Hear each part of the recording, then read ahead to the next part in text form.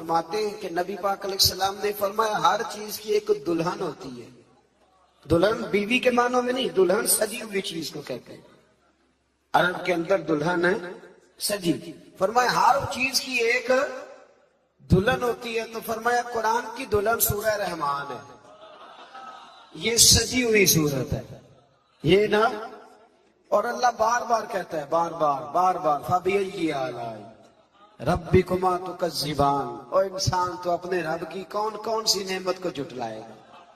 پلٹ کے دیکھ تو صحیح. تو اپنے آپ کو دیکھ لے، اپنی آنکھیں ہی دیکھ لے، اپنا گھر ہی دیکھ لے.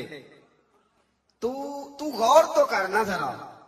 یہ نا بہت سارے لوگوں کو بڑی دشواری ہوتی ہے. وہ ہر وقت ہاتھ میں رومال پکڑے رہتے ہیں، کہتے ہیں جی میرے منہ سے نا کئی دفعہ قطرہ نکل جاتا ہے تھوک کا، تو کسی کے منہ پہ پڑ جاتا ہے. میں ایک تحقیق دیکھ رہا تھا کہ جو لب ہے نا آپ کی زبان کے نیچے، اگر زبان خشک ہو جائے تو کسی کھانے کا مزہ ہی نہ آئے. ڈاکٹر کہتے ہیں یہ اتنی قیمتی چیز ہے یہ جو آپ کی زبان تار رہتی ہے کہ یہ سارے ذائقے جو ہیں یہ آپ کو دیتی ہے. اگر کبھی زبان پک جائے نا تو اچھی طرح پکی ہوئی چیزیں بھی مزہ کوئی نہیں دیتی، بلکہ جلتی رہتی ہے. اللہ نے جو بنایا ہے نا، جہاں بنایا ہے کمال ہی بنا دیا. اور فرماتے فَبِأَيِّ آلَاءِ رَبِّكُمَا تُكَذِّبَانِ. اپنے رب کی کون کون سی، تو کہاں جائے گا؟ اور شروع کہاں سے کیا؟ فرمایا الرحمن علم القرآن. فرمایا رحمان نے اپنے حبیب کو قرآن سکھایا ہے.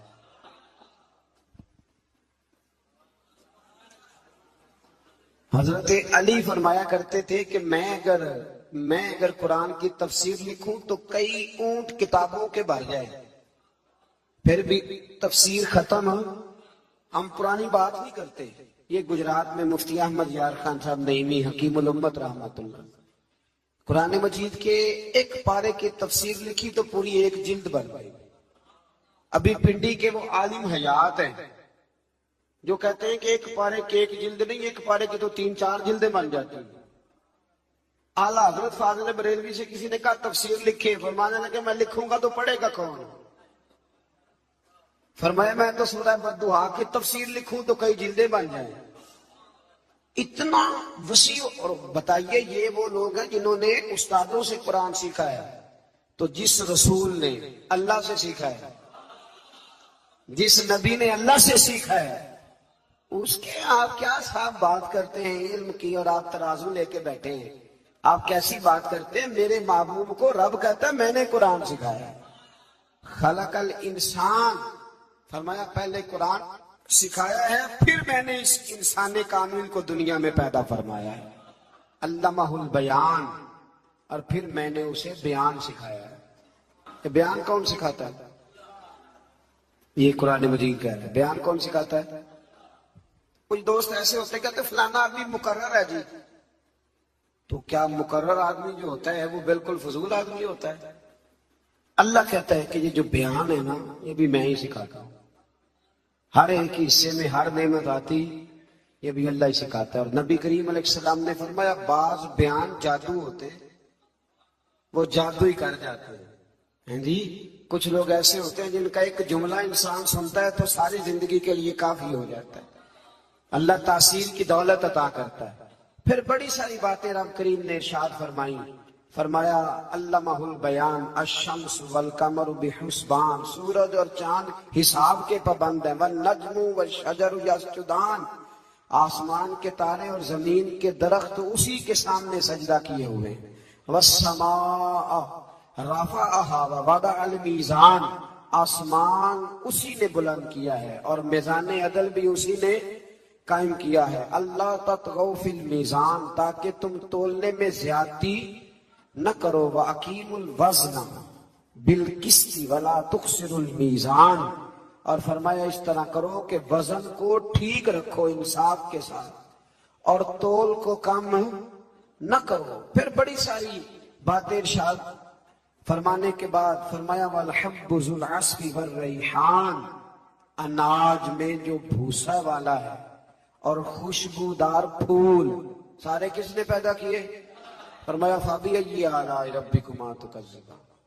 تو تم اپنے رب کی کن کن نعمتوں کو جھٹلاؤ گے؟ فرمایا خلق الانسان من صلصال کالفخار، ہم نے انسان کو بجنے والی ٹھیکری کی مٹی، جو بجنے والی مٹی ہے نا جو خشک ہو جاتی ہے، اس سے پیدا فرمایا۔ وَخَلَقَ الْجَانَ مِن مَارِجٍ مِن نَارٍ، اور پیدا کیا جان کو آگ کے خالص شعلے سے۔ فَبِأَيِّ آلَاءِ رَبِّكُمَا تُكَذِّبَانِ، یہ صورت ایسی ہے کہ اس کا ایک ایک لفظ پڑھنے کو دل کرتا ہے۔ یہ سارا قرآن مجید ہی بڑی بات ہے، لیکن یہ تو صورت جو ہے نا ہمیں اپنا آپ یاد کراتی۔ بہرحال اللہ تعالیٰ نے بار بار ایک بات کا ذکر فرمایا، اور اسی سورہ مبارکہ میں نہ پھر ایک سبق دیا۔ فرمایا ڈر جاؤ، کیا ملے گا یا اللہ؟ فرمایا اگر تم میرے سامنے کھڑے ہونے سے ڈرو گے نا تو 2 جنتیں دوں گا۔ وَلِمَنْ خَافَ مَقَامَ رَبِّهِ جَنَّتَانِ، جو اللہ کے سامنے کھڑے ہونے سے ڈرے گا اللہ اسے 2 جنتیں دے گا۔ ویسے آج کل ڈرتے تو نہیں نا لوگ، ڈر نکل گیا، بس تھوڑا سا برادری سے ڈرتے ہیں، برادری سے تھوڑا سا، زیادہ نہیں، تھوڑا سا رسم و رواج سے ڈرتے ہیں۔ کچھ لوگ ہیں جو چلو تھوڑا بہت بچوں سے ڈر جاتے ہیں، تھوڑا ہے نا، دنیا داروں سے لوگ ڈرتے ہیں، نہیں ڈرتے تو اللہ سے نہیں ڈرتے، جس سے ڈرنا چاہیے۔ فرمایا جو رب کے سامنے کھڑے ہونے سے ڈرے گا اللہ اسے 2 جنتیں عطا فرمائے گا۔ پھر اس سے آگے سورۃ الواقعہ شروع ہوتی ہے۔ حضرت ابن مسعود رضی اللہ تعالیٰ عنہ فرماتے ہیں کہ میں نے نبی پاک صلی اللہ علیہ وسلم کو یہ فرماتے سنا، جو شخص ہر رات کو سورہ واقعہ پڑھے گا اسے ہرگز فاقہ نہیں آئے گا، ہرگز فاقہ نہیں آئے گا۔ جو رات کو سورہ پیر صاحب سے بھی تویز لینا چاہیے، پر جو تویز نبی پاک دے وہ بھی لینے چاہیے، یہ حضور نے تویز دیا ہے۔ میرے اسا فرمایا کرتے تھے کہ یہ ذہن میں رکھ کے پڑھا کرو کہ یہ نبی پاک نے کہا ہے کہ جو سورۃ واقعہ پڑھے گا اس کو کبھی فاقہ، فرمایا یہ ذہن بنا کے پڑھو گے نا، یہ ذہن کہ حضور کے کہنے میں پڑھ رہا ہوں تو ہو ہی نہیں سکتا کبھی فاقہ ہے۔ حضرت عبداللہ ابن مسعود راوی ہے نا اس حدیث کے، تو حضرت عبداللہ ابن مسعود کا اپنا یہ حال تھا کہ جب وہ بڑے بیمار ہو گئے، حضرت عثمان غنی کا دور خلافت تھا، تو ان کی بیٹیاں زیادہ تھیں۔ حضرت عثمان غنی ان کے گھر تشریف لائے اور فرمانے لگے عبداللہ میں نے فیصلہ کیا ہے کہ مال خزانہ میں سے کچھ تمہیں دے دوں، تمہاری بیٹیاں ہیں۔ تو آپ فرمانے لگے آپ فکر نہ کریں، میں نے بیٹیوں کو خزانہ دے دیا ہے، میری بیٹیوں کو کوئی تکلیف کبھی نہیں آئے گی۔ کہا جناب آپ نے کیا خزانہ دے دیا ہے؟ تو حضرت سیدنا عبداللہ ابن مسعود فرمانے لگے میں نے بچیوں کو یاد کرا دیا کہ بیٹے سونے سے پہلے سورۃ واقعہ پڑھ کے سونا، اور میری بیٹیاں میری بات کی پابندی کرتی ہیں، اور یہ رسول پاک کا فرمان ہے کہ جو سورۃ واقعہ پڑھے گا اسے فاقہ نہیں آئے گا۔ آپ فرمانے لگے تارے جھڑ سکتے ہیں، سورج گر سکتا ہے، چاند جگہ چھوڑ سکتا ہے، پر رسول رحمت کا فرمان غلط نہیں ہو سکتا۔ تو کیوں نہیں سورۃ واقعہ پڑھتے؟ یہ نظر لگ جاتی ہے نا آپ کے کاروبار کو، نظر بھی بہت زیادہ لگتی، تو وہ بھی نہیں لگے گی انشاءاللہ تعالی، اللہ مدد کرے گا، لیکن شرط یہ ہے کہ رات کو سورہ واقعہ ضرور پڑھیں۔ اس سورہ مبارکہ کے جو مضامین ہیں نا، اس میں اللہ تبارک و تعالیٰ نے ارشاد فرمایا کہ جو لوگ حساب و کتاب کے لیے پیش ہوں گے ان کی 3 قسمیں ہوں گی۔ ایک تو ہوں گے اصحاب المیمنہ، یعنی اہل سعادت اور اہل خیر لوگ، اور دوسرے فرمایا السابقون المقربون، یہ وہ لوگ ہوں گے جو نیکی کرنے میں سبقت لے جانے والے، آگے نکل جاتے ہیں، سابقون المقربون۔ اور تیسرے فرمایا اصحاب المشأمہ، یہ بد نصیب لوگ ہیں جو جہنم میں جائیں گے۔ یہ 3 قسم کے لوگ ہوں۔ دعا فرمائے اللہ ہمیں ان میں بنا دے جو نیکی لے جانے میں سبقت کرتے ہیں، جو سب سے آگے بڑھ کے جب تک 50 لوگ نیکی نہ کر لیں ہم نیکی بھی نہیں کرتے۔ 50 بندے نہ جب تک نیکی کر لیں، پتہ نہ چل جائے کہ سارے لوگ ادھر جاتے ہیں، تب ہم شروع کرتے ہیں۔ ویسے بھی آج کل نیکی پہ تو خرچ ہی نہیں ہوتا، آج کل تو ذاتی شہرت پہ، ذاتی تعلقات پہ خرچ ہوتا ہے۔ افطاریاں تو سیاسی، پارٹیاں تو سیاسی، اور بڑا بڑا عجیب رنگ ہے لوگوں کا، میرج ہال میں افطاری کراؤ، اور اس افطاری میں جو بہترین کام ہوتا ہے وہ تصویر سازی ہوتی ہے، پھر چونکہ ہم نے بڑی کرا کے اپنی بیٹھک میں بھی لگانی ہوتی ہے، میں نے پہلے بھی ایک دفعہ آپ کو بتایا تھا کہ یہ کمزوری کا احساس ہے. کمزوری کا احساس کبھی اپنے آپ کو پیدا نہ ہونے دیں. مسلمان اثر قبول کرتا نہیں، مسلمان اثر دیتا ہے، دوسروں پہ چھوڑتا ہے، تو کمزوری سے باہر آ. اسی سورہ واقعہ کے آیت نمبر 77 سے قرآن عظیم کا ذکر ہے کہ یہ کتاب لوح محفوظ میں ہے اور اس کتاب کو صرف پاک لوگ ہی چھو سکتے ہیں. قرآن کو ہاتھ کون لگائے گا؟ پاک لوگ. جب تک پاک نہیں ہوگا اس کو ہاتھ ہے. بعض جگہ خواتین کی حالت نہیں ہوتی قرآن مجید کو ہاتھ لگانے والی، تو کہتی ہیں جی نہیں ہمارے لیے درست ہے. آپ کے لیے کیسے درست ہے جی؟ جب اللہ نے مطلق کہہ دیا ہے، مطلق، کہ کوئی ناپاک اس کو ہاتھ نہ لگائے. ہاں بعض جگہ پہ زبانی کچھ چیزیں پڑھنے کی اجازت ہوتی ہے، لیکن قرآن مجید کو مس، یہ قرآن کی نص ہے کہ جو ناپاک ہوگا وہ قرآن مجید کے قریب. بلکہ بڑی مزیدار بات ہے، حضرت عمر فاروق رضی اللہ تعالیٰ عنہ کہتے ہیں کہ میں تو تلوار لے کے معاذ اللہ حضور کو شہید کرنے کے لیے نکلا تھا. تو میں جا رہا تھا دار ارقم کی جانب، تو کسی نے مجھے کہا عمر کہاں جا رہے ہو؟ میں نے کہا میں آج شہید کروں گا، معاذ اللہ قصہ ختم کروں گا. تو کہنے لگے گھر جانا، تیری بہن بھی کلمہ پڑھنے لگی، پہلے اسے تو ختم کر لے. تو حضرت عمر فاروق فرماتے ہیں جب میں وہاں آیا تو میری بہن اور میرا بہنوئی گھر میں چھپ کے قرآن مجید پڑھ رہے تھے. چھپ کے میں نے دستک دی. اب دستک دی، بہن بولی کون ہے؟ میں نے کہا عمر بن خطاب ہوں. جلدی سے اس نے قرآن مجید کے صفحے سمیٹے، اوپر کسی جگہ پہ رکھے، دروازہ کھولا تو میں نے بہن اور بہنوئی کو مارنا شروع کیا. بڑا مارا. تو کہتے میں نے بہن کو مارا تو خون نکلا اس کے سر سے. تو کہنے لگی عمر جتنا تیرا دل کرتا ہے تو مار، جس باپ کی سلب سے تو ہے میں بھی وہیں سے ہوں، جس ماں کا تو نے دودھ پیا میں نے بھی اسی کا پیا ہے. اب میں مصطفیٰ کا کلمہ پڑھ گئی ہوں، اب کسی کے مائی کے لال میں یہ طاقت نہیں کہ مجھ سے کلمہ چھڑا سکے. جناب عمر فرماتے ہیں جو بات ہمارے مضمون کی ہے اس کو سمجھیے گا. جناب عمر فرماتے ہیں، حضرت عمر کہتے ہیں کہ میں پورے جلال میں، غصے میں تھا. میں نے اپنی بہن سے کہا چل دکھا پھر مجھے کیا پڑھ رہی تھی. کہتے ہیں اس حال میں بھی میری بہن نے کیا کہا. کہنے لگی تجھے نہیں دکھا سکتی، تو مشرک ہے، مشرک نجس ہوتے. جا پہلے وضو کر کے آ، غسل کر کے آ، یہ اللہ کی کتاب ہے، اسے وہی ہاتھ لگا سکتا ہے جو پاک صاف ہوتا ہے. اس حال میں بھی جب میں مار رہا ہوں، فرماتے میں غسل کر کے آیا تو پھر بہن نے مجھے قرآن مجید سنایا. اور پھر جب میں نے سنا تو میں نے کہا پھر مجھے لے جاؤ وہاں. کرو آیا سا مار مقامنے میں، ہن مینو مار دے لے چلو، متے عمر دی عمر برباد ہو گئے. کرو آیا سا میں مار مقامنے نو، ہن مینو مار دے لے چلو، متے عمر دی عمر برباد ہوئے، جتھے عمر سوار دے لے چلو. جتھے بعض شاعر جو ہوتے ہیں نا ردیف کافیہ ان کا بڑا شاندار ہوتا ہے، تو انہوں نے بھی عمر اسم کے لحاظ سے بھی اور عمر اس کے معنی کے لحاظ سے بڑا ہی اچھا استعمال کیا. موقع نہیں ورنہ اس پر کوئی بات کرتا. تو اس میں اللہ تبارک و تعالیٰ نے کہا کہ ناپاک آدمی قرآن مجید کو ہاتھ نہ لگائے. آیت نمبر 83 سے روح کے نکلتے وقت مرنے والے اور قریب لوگوں کی بے بسی کا ذکر کرتے ہوئے فرمایا تم اس روح کو لوٹاتے کیوں نہیں اگر تم سچے ہو. یعنی بتانا یہ چاہ رہا ہے رب کریم کا قرآن، اللہ کا قرآن یہ فرماتا ہے کہ تم چاہو بھی تو اس روح کو لوٹا سکتے، یہ تمہاری بے بسی ہے. تو اگر مرتے وقت رب کے سامنے بے بس ہونا ہے تو آج کیوں نہیں ہو جاتا؟ آج بے بس ہو جاؤ، کو یا اللہ جیسے تو کہے گا ویسے آؤ کریں گے. لیکن جب تک روح ہوتی ہے تب تک انسان ماننے کو تیار نہیں ہوتا. اللہ تعالی ہمیں ماننے والوں میں شامل فرمائے. آگے سورہ حدید شروع ہوتی ہے.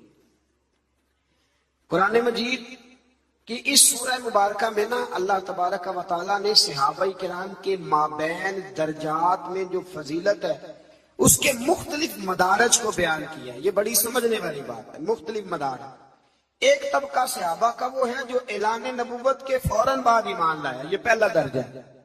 جو اعلان نبوت کے فوراً بعد یعنی ہجرت سے سکھوں کے دور کے جو یار ہوتے ہیں نا وہ بہت زیادہ ہوتے ہیں، لیکن جو تنہائیوں کا سجن ہوتا ہے اسے کبھی نہیں بھولنا چاہیے.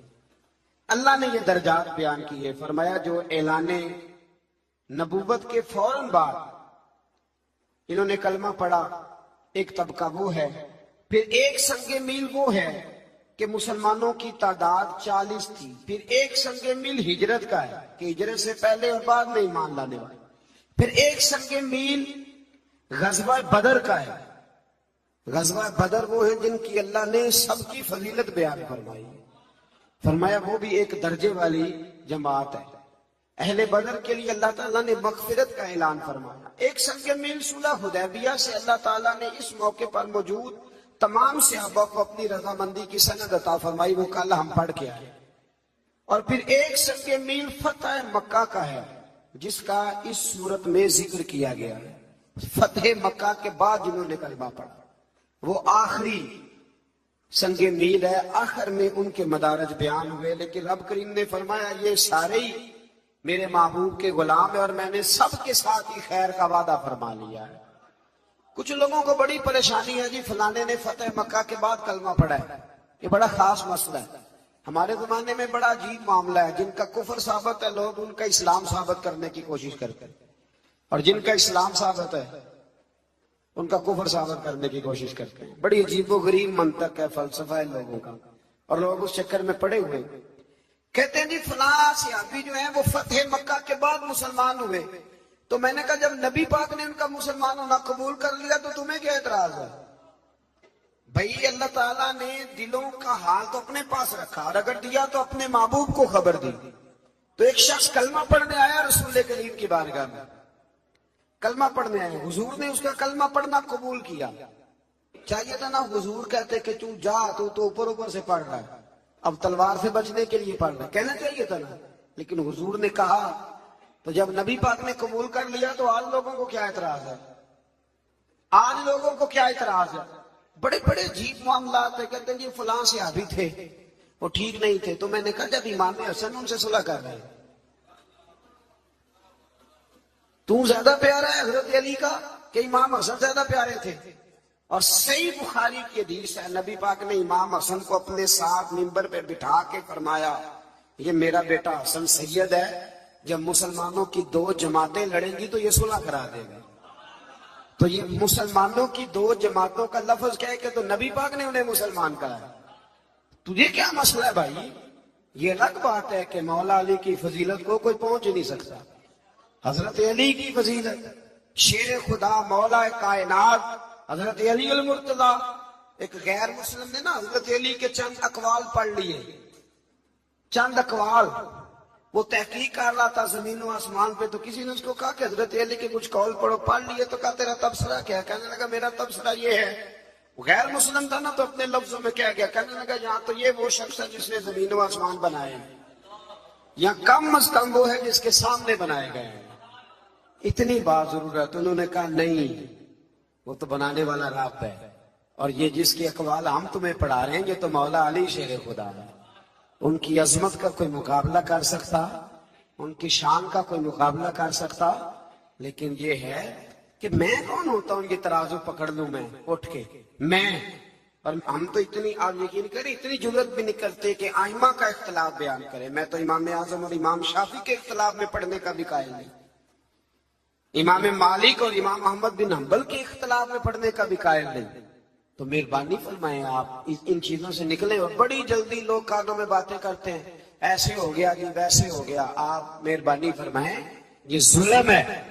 فتح مکہ کے بعد بھی جس نے کلمہ پڑھا میرے نبی نے اس کا کلمہ قبول فرمایا. قرآن نے کہا کہ ان سب کے ساتھ اللہ نے حسن سلوک کا وعدہ فرما لیا ہے. لہذا کوئی کسی صحابی کے بارے میں کوئی بات، صحابی کے بارے میں کوئی بات، اس لیے کہ ہم صحابہ کو نبی پاک کے صحابی مانتے ہیں، نبی پاک کے صحابی. تو آپ یہ سمجھ لیں کہ ان کو نسبت میرے رسول پاک کی حاصل. اللہ تعالیٰ سب کی عزت اور سب کی قدر کرنے کی توفیق عطا فرمائے. سبحان اللہ. آگے آیت نمبر 12 میں فرمایا کہ میدان حشر میں مومنین اور مومنات کی انوکھی شان ہوگی. حشر کے دن مومنوں کی اور مومنات کی شان دوسروں سے الگ ہوگی، امتیازی ہوگی. کیا شان ہوگی؟ فرمایا اور ان کا نور ان کے سامنے اور ان کے دائیں جانب ذو فشاں ہوگا اور انہیں جنت کی بشارت دی جائے گی. آگے بھی نور ہوگا، پیچھے بھی نور ہوگا. دائیں بھی اور بائیں بھی. کس کو؟ نبی پاک کی بات نہیں ہو رہی، مومنوں کی ہو رہی ہے. تو جب ان کے ماننے والوں کو اللہ نور عطا فرمائے گا تو پھر محبوب کو نور کامل کیوں نہیں مانتے؟ یہ قرآن مجید کی آیت نمبر 12 نا، ذرا پڑھیے گا، سورہ حدید کی آیت نمبر 12 کہ قیامت کے دن اللہ مومنوں کے آگے پیچھے دائیں بائیں نور ہی نور کر دے گا. میرے رسول کریم علیہ الصلوۃ والسلام سے لوگوں نے کہا یا رسول اللہ آپ اپنی امت کو کیسے پہچانیں گے؟ تو حضور نے فرمایا جس جگہ وضو کا پانی لگتا رہا نا وہ قیامت کے دن چمکیں گے سارے جسم کے حصے. تو امتی دور سے آئیں گے تو میں پہچان لوں گا. اور پھر حضور نے فرمایا میرے کچھ ایسے غلام ہوں گے کہ جن کے چہرے 14ویں کے چاند کی طرح چمکیں گے.